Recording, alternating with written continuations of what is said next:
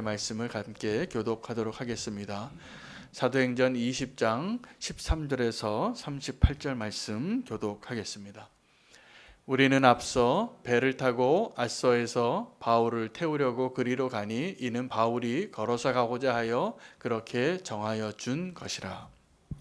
바울이 아소에서 우리를 만나니 우리가 배에 태우고 미둘레네로 가서 거기서 떠나 이튿날 기호 앞에 오고 그 이튿날 사모에 들르고 또 그 다음날 밀레도에 이르니라.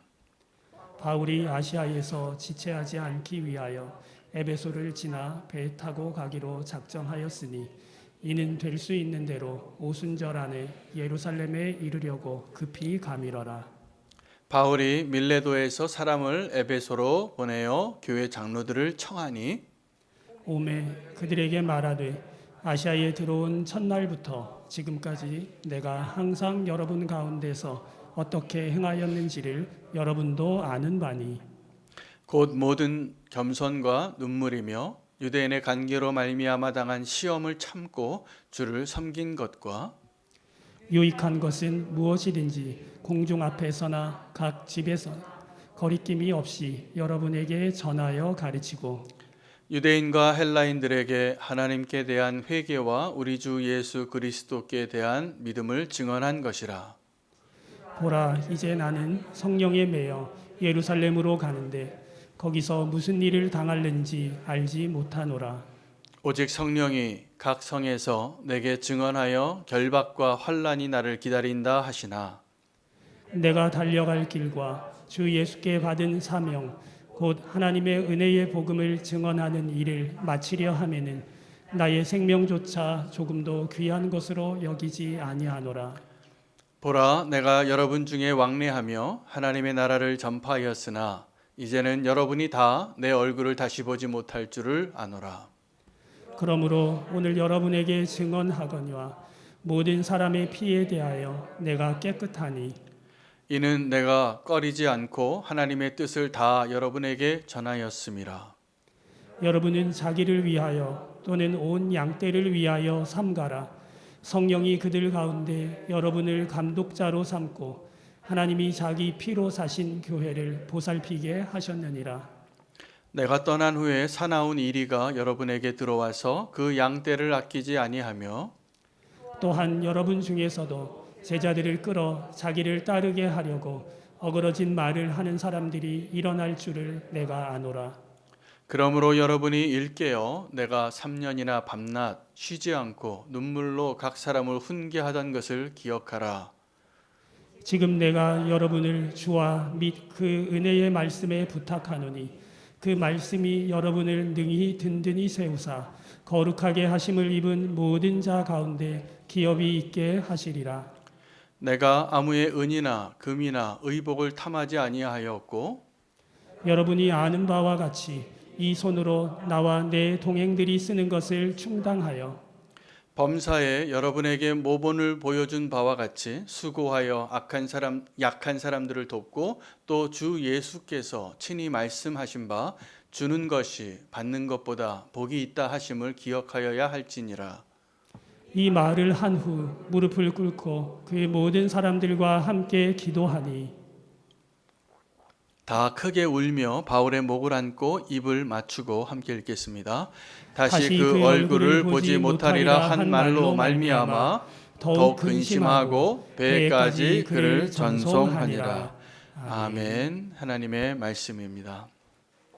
오늘 본문은 조금 긴 본문이긴 한데 내용을 요약하면 바울이 이제 예루살렘으로 가려고 하는 그 여정 가운데 있을 때에 에베소에 꼭 들르고 싶었지만 나중에 일정을 보니까 오순절 전에 예루살렘에 도착하려면 에베소에 갈 시간이 없는 겁니다. 그래서 밀레도에서 배에 잠깐 내려서 사람들을 보내고 에베소에 있는 장로들을 불러서 그들과 함께 나눈 대화가 오늘 본문이 되겠습니다. 그 대화 가운데 너무나 소중한 메시지들이 많이 담겨져 있기 때문에 오늘 그 바울이 에베소 장로님들과 함께 나눴던 그 대화 속에서 우리가 어떻게 믿음의 길을 가야 할지를 발견하고 저와 여러분이 다 동일하게 바울처럼 성령에 매여 사는 자가 되기를 축복합니다. 바울이 그 가는 여정 가운데 오늘 13절 말씀에 보면 우리는 앞서 배를 타고 아소에서 바울을 태우려고 그리로 가니 이는 바울이 걸어서 가고자 하여 그렇게 정하여 준 것이라 이렇게 이야기하고 있습니다. 그 여정 가운데 잠시 바울이 다른 일행은 다 배 타고 가게 하고 바울이 정해 준 겁니다. 그리고 자기는 도보로 가기로 결정해서 시간이 많이 지체됐습니다. 아마도 그 기간은 여러 가지 이유로 해석할 수 있고 왜 그렇게 했을까 해석이 가능한데 첫째는 바울이 다른 동료들을 위험하게 하지 않기 위해서입니다. 그래서 다른 동료들은 다 배를 태워서 요즘 말로 치면 비행기 태워서 보내고 자기는 시외버스 타고 간 거예요. 그래서 그 다른 이제 일행들에게 먼저 안전하게 가게 하고 자기는 걸어서 갔다는 겁니다. 걸어서 가는데 저는 오늘 이 첫 번째 구절에서 너무 많은 은혜가 왔어요. 바울이 그 사역을 하면서 자기 동역자들과 함께 갈 때 바울이 분명히 사도고 그 모든 자기를 따라온 사역했던 곳마다 한 명씩 따라왔잖아요. 여러분 기억나시죠? 6명의 사람을 언급했는데 정확하게 바울이 사역했던 그 곳에서 한 명씩 자기가 살던 삶의 터전을 버려두고 자기 직업을 버려두고 자기 가족을 버려두고 이 바울의 선교 사역에 동참한 겁니다. 바울에게 있어서는 그 사람들이 너무나 소중했기 때문에 자기 대신 붙잡혀간 그 에베소에서의 그 소동때 그것이 너무나 마음 아팠던 것을 저는 기억합니다. 그래서 바울이 그들을 먼저 안전하게 보내고 자기가 고생하는 길을 택한 것입니다. 저는 이것이 은혜가 됐습니다. 저도 이제 좀 나이가 들고 또 우리는 교회에서는 제가 그래도 담임 목사고 집에서는 제가 가장이고 그렇다면 저는 이 마음이 참 너무 아름답고 저도 그렇게 살고 싶은 소망이 생겼어요. 제가 만약에 어떠한 길을 가게 되면 우리 부목사님과 전도사님에게 비행기를 좀 태워 보내드리고 나는 좀 걸어가야 되겠구나. 그 누가 좀 굳은 일을 할 게 있으면 내가 좀 먼저 굳은 일을 해야 되겠구나. 내가 몸을 좀 움직일 일이 있으면 시키는 것보다는 내가 먼저 좀 몸을 움직여야 되겠구나. 바로 이 이야기를 하고 있는 거거든요. 바울은 너무나 아름다운 리더입니다. 그리고 자기와 함께 동역하는 사람들을 소중하게 여기고 정말 사랑하기 때문에 먼저 좋은 배를 타고 보내고 자기는 그 길을 돌아서 고생하고 갔습니다. 나중에 바울이 고백할 때 아마도 이때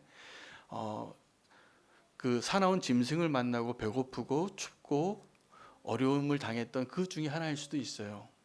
이렇게 혼자 그 산을 넘어서 가야 됐기 때문에 그렇습니다. 아주 고생스러운 길을 그가 택한 것입니다. 그리고 나서 보니까 오순절 이내에 그 예루살렘에 도착하려고 하니 시간이 없어진 겁니다. 그래서 그가 정말 꼭 만나고 싶었던 사람들이 있었는데 에베소 장로들이에요. 그 돌아가는 길에 예루살렘으로 돌아가는 길에 여정을 보면 하루씩밖에 소요를 안 하고 있는데 밀레도에서 잠깐 머물러서 아시아에서 더 지체할 수 없기 때문에 이 에베소에 있는 장로들을 부릅니다. 좀 와서 만나자고. 그들을 만나서 눈물겨운 상봉과 눈물겨운 이별이 담겨져 있는 것입니다. 그때 아마도 제가 보니까 이 바울이 오순절 전에 예루살렘에 가려고 했던 것은 바울이 사명이 분명한 사람이에요. 그런데 잠시 자기는 도보로 가면서 시간이 많이 걸리고 마치 위험에 빠진 강도 만난 그 사람을 돕느라고 사마리아인이 되느라고 제가 원래 해야 했던 그 일들을 조금 뒤로 미룬 것이죠. 그렇다고 그가 자기의 사명을 버린 게 아닙니다.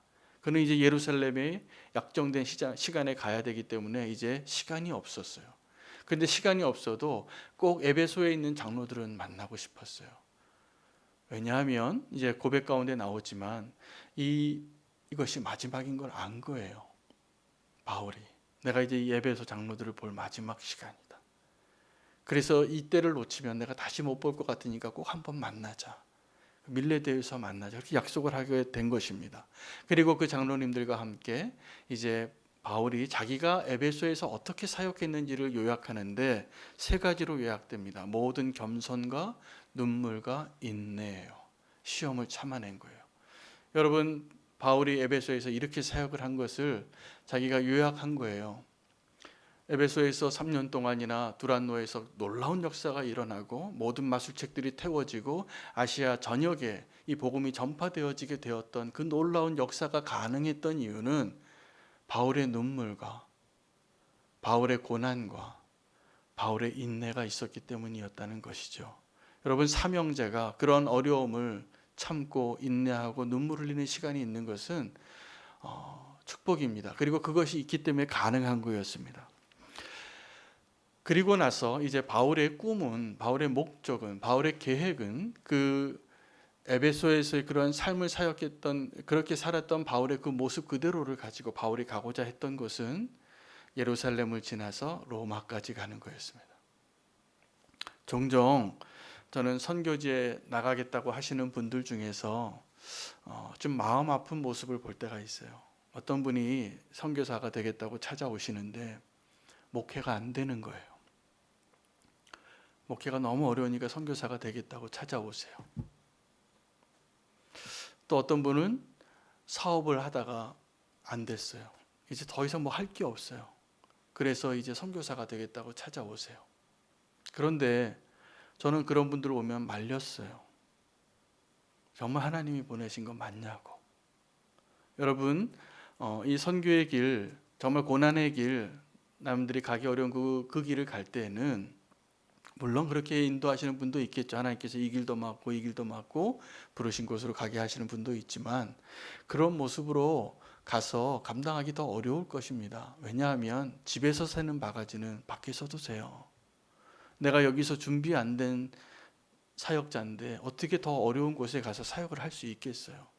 그래서 선교사로 지원을 하신 분들 가운데 마지막에 기말고사가 뭐냐 하면 그분에게 선교 단체에서 생활비를 주는 줄 알고 찾아오는 분들도 많이 있어요.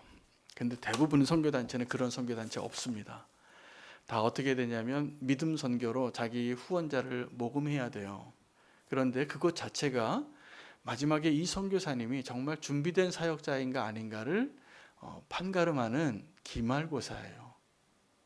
그분이 이제 훈련까지 다 받고도 훈련을 다 통과했어도 마지막에 자기가 속한 공동체에서 이분이 선교사로서 나가는 것에 대해서 공동체가 다 인정하면 기꺼이 기도하고 기꺼이 후원하더라고요. 그런데 그분이 아직 준비가 안 된 분이에요. 그러면 거기에서 결과가 나타나요. 여러분, 그래서 어떠한 하나님의 좀 특별하게 더 어려운 지역으로 보냄받는 일, 내가 지금보다 더 어려운 지역으로 가는 일, 그런 일 앞에 있을 때 꼭 내가 속한 공동체에서 내가 그렇게 인정받는 사람인가 확인해 보시고 그 길을 가시는 게 맞습니다. 목회자가 되는 것도 마찬가지고 선교사가 되는 것도 마찬가지예요. 사실은 그 길이 그냥 우리가 다 자기의 직업을 가지고 사는 그러한 모습보다 조금 더 하나님께서 요구하는 구별되어진 모습이 있어요. 근데 그것이 안 되면 그 길을 가지 않는 게 맞아요. 제가 보기에는. 근데 바울이 이 에베소에서의 사역한 그 모습 그대로를 가지고 이제 예루살렘까지 가고 그리고 로마까지 가기로 계획하고 그 일 가운데 그가 이 에베소 장로들과 만나서 얘기하는 내용 가운데 그가 정말 갈만한 사람이었구나라는 게 드러나더라고요. 왜요? 에베소에서 사역한 거를 보니까 이 장로들에게 나누는 그 모습이 그가 정말 자기 자신을 위해서 자기의 안락과 유익을 위해서 살았던 사역자가 아니에요. 사명으로 성령에 매여 하나님이 인도하시는 대로 그것을 위해서 우선순위를 두고 살았던 자이기 때문에 그가 이 본문을 읽어보니까 이 사람이 가야지. 이 사람이 로마까지 가야지. 너무나 당연한 거예요. 그런데 그가 더 놀랍게도 그 길을 가는 데 있어서 저는 이제 오늘 그 바울이 그 길을 어떻게 가는가를 좀 나누고 싶어요. 그 바울이 그 길을 갈 때 자기가 알고 있는 것과 자기가 알지 못하는 것을 이야기하는 거예요. 근데 바울이 알지 못하는 게 있어요. 지금 그 길을 가야 되는데 어서 속히 급히 오순절 전에 예루살렘에 가서 로마로 가고자 하는데 그 길을 갈 때 예루살렘에서 자기가 무슨 일을 당할지를 모르겠다는 거예요. 그런데 아는 게 있어요. 확실하게. 아는 게 뭐냐면 결박과 환란이 나를 기다리고 있다고 성령님께서 여러 번 각 성마다 내가 성을 들을 때마다 성령님께서 얘기해 주신 거예요. 바울아, 너 예루살렘에 가면 결박될 거다. 바울아, 너 예루살렘에 가면 어려움을 당할 것이다. 여러분 만약에 그런 음성을 성령님께로 계속 듣고 느낌만 와도 여러분 안 갈라 그럴 거예요. 여기 뭔가 위험해. 일로 가면 안 될 것 같아. 이런 생각이 들 때 그 길 가겠어요? 잘 안 가려고 하는데 바울이 분명히 아는 것이 있었는데 내가 무슨 일을 당할지는 몰라요. 그러나 분명히 아는 것은 성령님께서 여러 번 반복해서 얘기해 주셔서 결박과 환란이 나를 기다리고 있다는 거예요. 들어가면 바보죠. 바보죠. 그런데 그 길을 가겠다는 거예요. 왜요? 성령에 매여서. 저는 오늘 이 바울이 성령에 매여서 그 성령이 얘기해 주셨는데 성령이 얘기해 주신 바에 의하면 그곳에서 네가 결박과 핍박이 기다리고 있다라고 하는데 성령에 매여서 그 길을 간다는 것이 정말 황홀한 고백이구나. 여러분 정말 우리가 그러한 모습으로 살아갔으면 좋겠습니다. 왜냐하면 로마서 7장에 보면 바울은 한 사람을 소개하는데 오호라 곤고한 자로다. 누가 나를 이 사망의 몸에서 건져낼고 누가 나를 건져낼고 이 고백을 할 때 뭐라고 얘기하냐면 내가 원하는 바 선은 행하지 아니하고 내가 원치 아니하는 바 악을 행하는도다. 죄를 행하는도다. 죄를 짓는데 누가 나를 이 죄의 몸에서 건져낼고 왜 그랬을까요? 죄에 매여 있었기 때문이에요. 근데 그것을 가능하게 한 것이 누구냐면 하나님이세요. 십자가의 복음이에요. 그래서 8장 1절에는 선포하는 거예요. 그러므로 이제 그리스도 예수 안에 있는 자에게는 결코 정죄함이 없나니 자유함을 선포하는데 그가 그 전에는 어떤 자였냐면 죄에 매여 있던 자였어요. 죄에 매여 있던 자가 아무리 발버둥 쳐도 어떻게 돼요? 죄 짓는 거예요. 내가 원치 않는데 그 죄를 져요. 내가 이 죄를 피하고 싶은데 그곳으로 가는 거예요. 내가. 그러한 죄인의 모습을 고백하는데 이 모습과 전혀 상반되는 정반대 이야기를 지금 고백하는 거예요.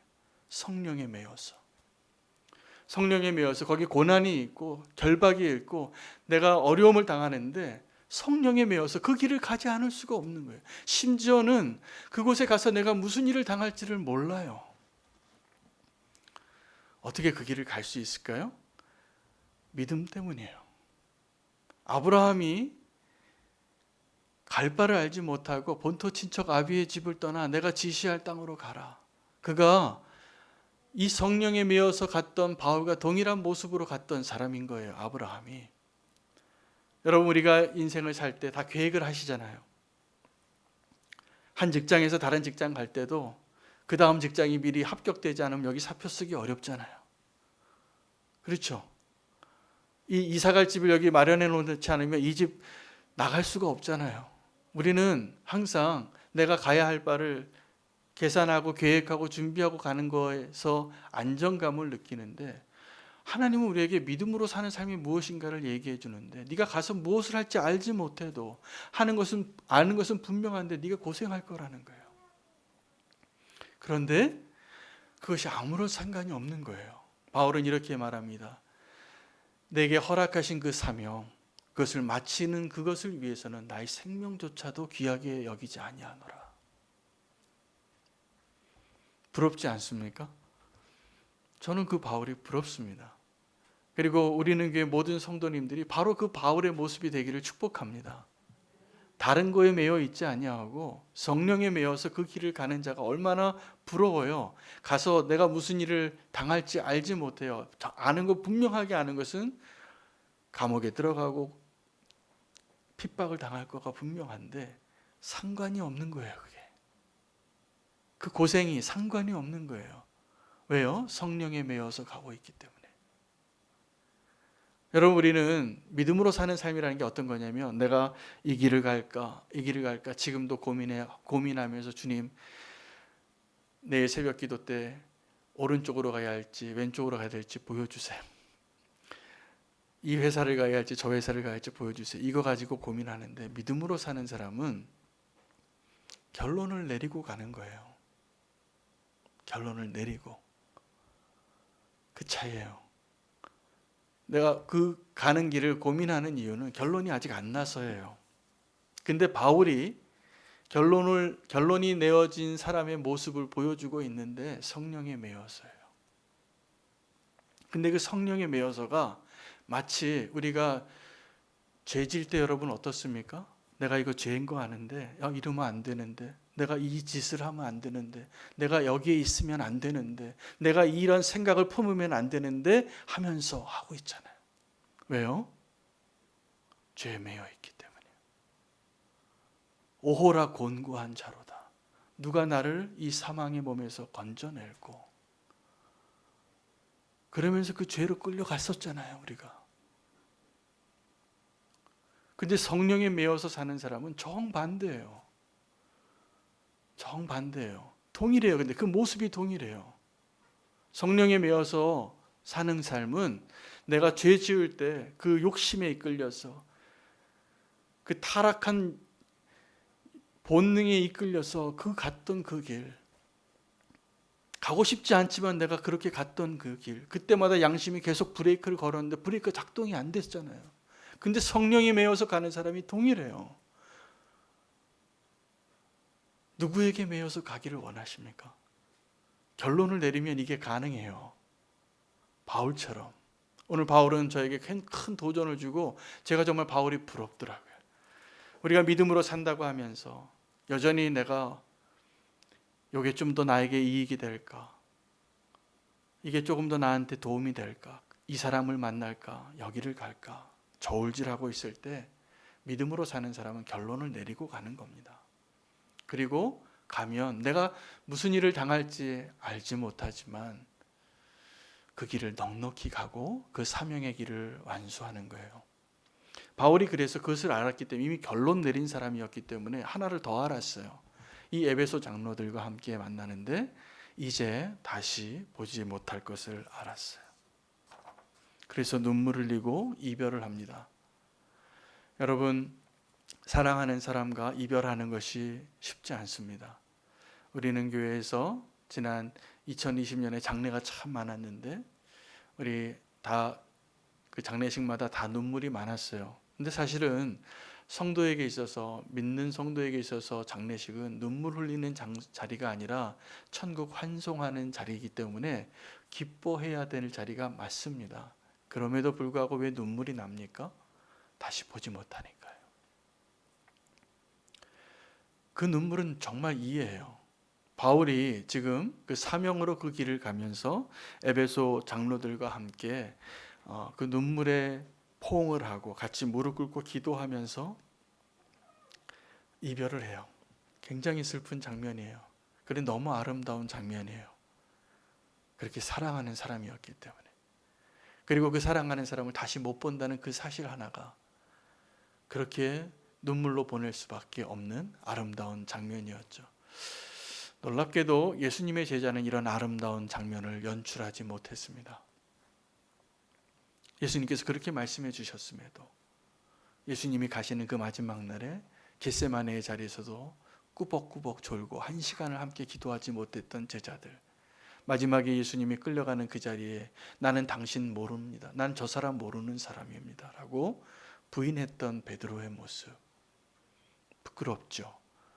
그때 예수님을 위해서 눈물을 흘렸던 사람들은 여인들이었어요. 그때 예수님을 위해서 옥합을 깨트린 사람도 여인이었어요. 제자들이 마땅히 해야 할 모습을 보이지 못하고 그렇게 연약한 모습으로 예수님을 보내드린 것이 맞습니다. 여러분, 그 이별의 자리에서 바울이 에베소 장로에게 두 가지를 중요한 내용을 확인합니다. 내가 이제 당신들과 이제 함께하지 못할 것이 분명한데 이 마지막 자리에서 내가 마지막으로 확인하고 전해주고 싶은 메시지가 있다. 첫 번째는 내가 너희에게 대해서 잘못한 게 있는지, 모든 사람의 피에 대해서 나는 깨끗하다. 라는 것을 확인시켜줘요. 여러분, 우리는 예수님을 만나고 우리 삶 가운데 누구에게도 부끄럽지 않은 삶을 살려고 노력하셔야 합니다. 특별히 지도자의 자리에서 마지막에 여호수아도 그렇고 오늘 이 바울도 그렇고 마지막에 그 자리를 떠날 때 내가 너희에게 대해서 최선을 다했고 어떠한 흠도 없이 사역을 했고 깨끗하고 그것을 너희가 증언해 주길 원한다. 그렇게 부탁하고 떠났어요. 다 마지막에 고백이에요. 저도 그 고백하고 떠나고 싶어요, 사실은. 내가 마지막에 잘못한 거 있으면 용서를 구하고 싶고 내가 마지막에 빚을 갚지 못한 게 있으면 그것을 갚고 싶고. 여러분, 삭개오가 그 이전의 삭개오와 결별하기 위해서 자기의 삶을 청산해요. 예수님 만나고 나서 그가 그렇게 돈이 좋아서 민족에 대한 배반을 하고 사람으로서 하지 못할 비열한 짓을 하면서 긁어 모았던 그 재산을 내려놔요. 예수님 만나고 나서. 그리고 내 재산의 반을 다 가난한 자에게 나눠주고 내가 누구에게 혹시 착취한 게 있다면 4배로 갚겠다고. 결론은 뭐였냐면 그는 이전에 돈을 위해서 살고 그것을 모으기 위해서 살았던 삭개오와 결별한 거예요. 여러분, 우리가 예수 그리스도를 믿고 구원받은 자가 되고 새로운 인생을 산다는 것은 내 옛사람과 적어도 정산할 것을 정산하고 옛사람과 떠나는 것이 필요합니다. 바울은 이제 이 에베소에서 자기가 어떻게 사역했는지, 어떻게 눈물과 어떻게 겸손과 어떻게 인내로 사역했는지를 말하고 나의 본을 따르라라고 말하면서 내가 너에게 잘못한 것이 있으면 정산하자. 내가 사과할 사람이 있으면 사과하고 싶다. 이 이야기를 하는 거예요. 두 번째, 그들에게 정말 마지막으로 당부를 하는데 자기는 이제 다시 얼굴을 보지 못하고 다시 에베소로 가지 못할 것을 분명히 알게 되는데 내가 떠나면 탈을 쓴 이리가 나타나서 이 교회를 위협하게 될 것을 너희가 반드시 알아야 된다는 거예요. 조심하라는 거예요.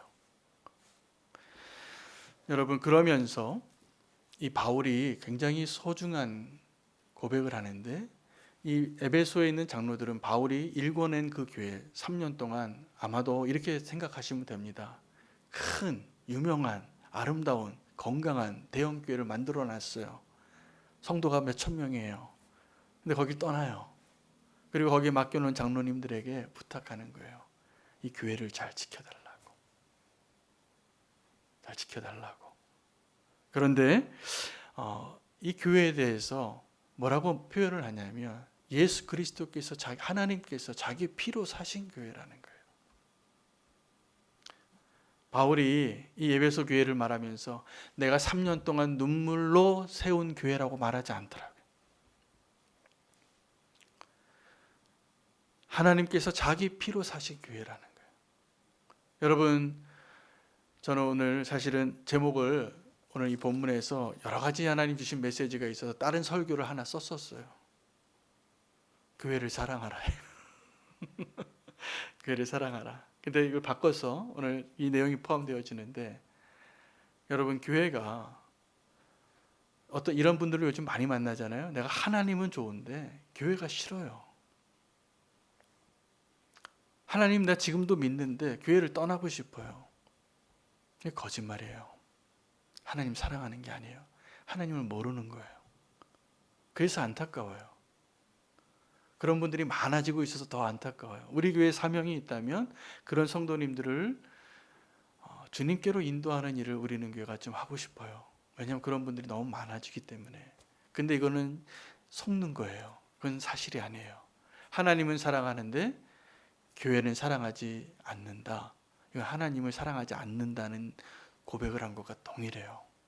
왜냐하면 이 교회는 하나님께서 자기 피를 이게 뭐냐면 생명을 줬다는 거거든요. 자기의 생명을 주고 바꾼 것이 교회예요. 그런데 우리는 교회를 사랑하지 않는다는 거예요. 교회에서 상처받았다는 거예요. 교회에서 실망했다는 거예요. 교회에서 하나님을 만나지 못한 거죠, 사실은. 더 중요한 거는 내가 교회인 걸 몰라요. 내가 교회인 거를. 그리고 교회에서 상처받아서 교회를 떠나서 교회를 욕하고 안티 크리스찬이 돼요. 안타깝지요. 저는 그분들을 비난할 생각은 하나도 없어요. 교회에 잘못이 많으니까. 그러나 안타까워요. 이 교회는 바울이 떠나면서 이제 에베소 장로들에게 자기가 너무나 사랑하고 성공적인 목회를 하고 아름답고 건강하게 아시아에 전체적으로 복음을 전할 수 있었던 이유가 이 에베소 교회 때문이었는데, 그 에베소 교회를 맡기고 떠나면서 이제 이 교회를 지켜달라, 이리들이 닥칠 거다. 근데 이 교회는 하나님께서 자기 피로 사신 교회라는 거예요. 여러분, 우리는 교회를 너무나 쉽게 생각해서 진열대에서 하나씩 고를 수 있는 무언가라고 생각해요. 요즘 어떤 정치인이 그 말 한번 잘못하신 것 같아요. 잘못된 이해를 가지고 입양아를 바꾸면 된다라고 얘기해서 논란이 많이 되고 있는데, 진위가 어떤지 모르겠지만 분명히 잘못된 말이죠. 여러분, 교회를 우리가 그러고 있어요. 교회를 내가 선택해요. 사실은 그게 아니라 하나님께서 교회로 부르셨을 거예요, 아마. 교회로 부르셨는데 우리는 교회를 내가 선택한다고 생각하고 살아가는 게 얼마나 큰 잘못인지를 몰라요.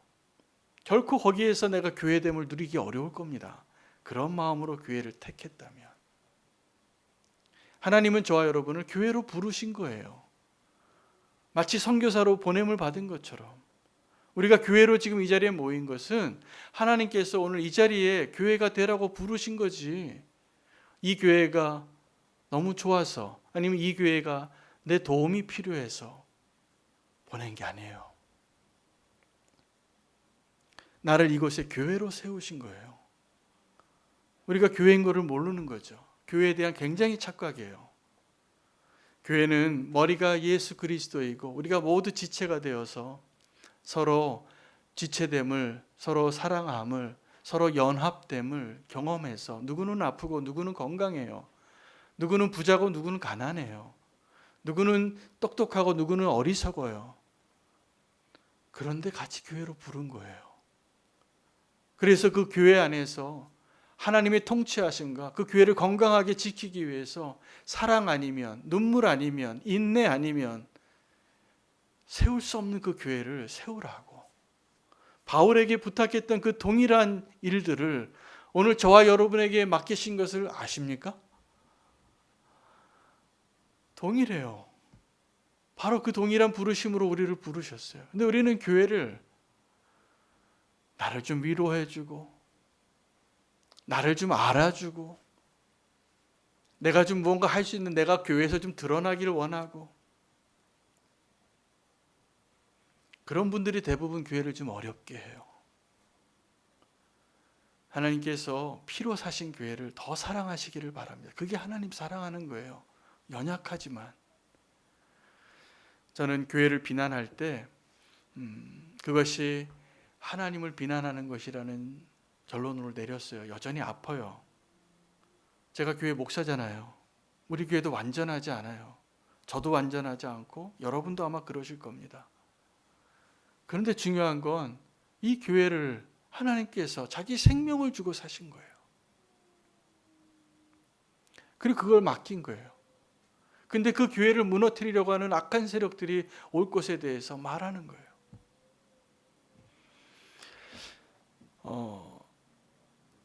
이 모든 일들을 이야기하고 바울이 그 가야 할 길을 갑니다. 더 울지 말라. 그렇게 위로하고 갔을 것 같아요. 여러분, 성령에 매여서 사는 삶의 비결이 있었더라고요. 바울이 어떻게 그렇게 위대한 삶을 살 수 있었을까? 그가 성령에 매여서 살았기 때문이에요. 여러분, 다윗이 나발, 미련한 남자 그 나발을 죽이려고 할 때 아비가일이 지혜로운 여자였어요. 그래서 다윗의 분노를 사그러뜨리고 그의 마음을 돌릴 때 내 주여라고 말하면서 주는 하나님이 생명싸개로 보호하시고 계시다고. 여러분, 그 생명싸개로 보호하시는 것이 성령에 매여서 사는 자와 동일한 겁니다. 그래서 저와 여러분을 오늘 성령의 인도하심에 따라 성령이 우리를 메어서 우리를 이끄시는데, 그렇게 가는 것이 아주 전혀 반대지만 상반된 모습이지만 로마서 7장 말씀, 또 하나는 요새 우리 아침에 묵상하는 본문 가운데 제가 오늘 그 말씀 묵상하다가 바로 이것은 동일하구나 느꼈는데, 애굽에서 바로가 10가지 재앙을 경험할 때 바로가 참 너무 대단하지 않습니까? 죽을 것 같다고 포기하면서 또다시 하나님을 대적하고 모세를 놔주지 않고, 근데 그 모습이 정확하게 죄악 가운데 있었던 나의 모습이에요. 하나님이 심판하시고 하나님의 손을 보여주시고 하나님의 그 이적을 보여줌에도 불구하고 좀 죽을 것 같으면 잘못했다고 말하고, 죽을 것 같으면 하나님 나 잘못했습니다 하고 회개했다가, 또 살만하면 허리띠 약간 풀려지면 또 다시 바로의 모습이 되고, 그걸 계속 반복하고 살았잖아요. 왜요? 죄에 매여 있으면 그렇게 됩니다. 이 세상에 매여 있으면 그렇게 됩니다. 성도라고 하면서 이 성도가 성령에 매여 있지 못하고 자기 욕심에 매여 있거나 죄에 매여 있는 모습처럼 안타까운 것이 어디 있겠어요? 하나님께서는 저와 여러분 오늘 성령에 매여서 살라고 분명하게 말씀해 주신다고 저는 믿습니다. 성령에 매여서 살게 되면 지금 가는 길이 죽을 길이어도 상관없는 거예요. 왜냐하면 나는 죽어도 상관이 없는 자가 되었기 때문이에요. 하나님은 그런 사람을 통하여서 살고 싶어서 바둥치는 사람보다 비교할 수 없는 놀라운 축복의 사명들을 맡기실 것이 분명해요. 세상이 감당 못할 사람이잖아요. 성령에 매여서. 여러분, 우리가 이 땅에서 믿음으로 살면서 축복이 뭐겠습니까? 벌만큼 멀어보는 겁니까? 그게 우리 믿는 자의 소망이 됩니까? 저는 우리에게 믿는 자의 정말 소망이 있다면 이렇게 성령에 매여서 살아보는 그 경험, 성령에 매여서 아무리 고난이 있고 아무리 어리석은 것 같고 아무리 두려워도 갈 수 있는 그 놀라운 발걸음, 하루하루 살아가는 그 발걸음, 이게 성령이 매여서 가는 거예요. 이 기쁨을 이 바울이 그 길을 가면서 이 도저히 이해할 수 없는 그 고백을 하는 거잖아요. 각 성마다 성령님께서 나에게 말을 해주시는데 내가 결박을 당하고 고난을 당할 거라는 거예요. 핍박을 당할 거라는 거예요. 그런데 내가 성령에 매여서 가고 있구나. 상관없다는 거죠. 내가 달려갈 그 길과 내게 주신 그 사명을 마치려 하는 그 일을 위해서는 나의 생명도 하나도 아깝지 않게 살겠다. 저는 이 고백이 바울이 바로 그 사람이 로마서에서 고백했던 그 고백하고 비슷한데 내용만 정반대인 거예요. 무슨 얘기입니까? 로마서 7장에 그 바울이 이 성령에 매여서 지금 믿음의 여정을 가고 있는 그 바울이라는 사실이에요. 저와 여러분이 로마서 7장에 그 죄에 매여서 죄에 벗어나고 싶은데도 벗어나지 못했던 그 연약한 그 죄인이었던 그 자연인이었던 그 모습으로 살았던 그 사람이 성령으로 매여서 예루살렘을 가고 그리고 로마까지 가서, 여러분 바울이 나중에 사도행전 계속 제가 강의하겠지만 자기가 살 수 있는 그 재판의 기회에서 예수 그리스도를 증언해요. 자기가 어떻게 예수님 만났는지를 이야기하고 자기를 좀 변론할 수도 있을 텐데 그 안에 사는 자는 예수 그리스도밖에 없는 거예요. 그 사람이 제일 행복한 사람입니다. 우리가 믿는다고 하면서 이 세상에 좀 곁눈질하고 저것도 부럽고 이것도 부럽고 그렇게 사는 것보다 나를 그렇게 사랑하셔서 나 같은 죄인을 위하여 피로 사신 그 하나님을 사랑한다면 우리도 좀 멋진 사랑해야 되는 거 아닙니까? 우리도 그 성령에 매어서 살아야 되는 거 아니겠습니까? 우리가 분명히 그 성령에 매어서 갈 수 있는 그 기회를 하나님 우리에게도 주셨습니다. 저는 이 바울이 부러워요. 왜냐하면 그렇지 않으면, 우리가 성령에 매여서 가지 않으면 정확하게 애굽의 바로처럼 우리의 발목을 붙잡는 내 육신의 정욕, 내 자아의 생각에 사로잡혀서 걸려 넘어질 것이기 때문에 그렇습니다. 여러분, 우리가 다시 한번 오늘 이 시간에 내 자아와 내 옛사람과 육신의 정욕과 이 모든 것 예수 그리스도의 십자가에 못 박으시기를 축복합니다. 그리고 성령에 매여 있는 자로 사시기를 원합니다. 오늘 그 길을 가고 그 여정을 가면서 눈물로 축복하면서 내가 성령에 매여서 가니까 염려하지 말라는 거예요.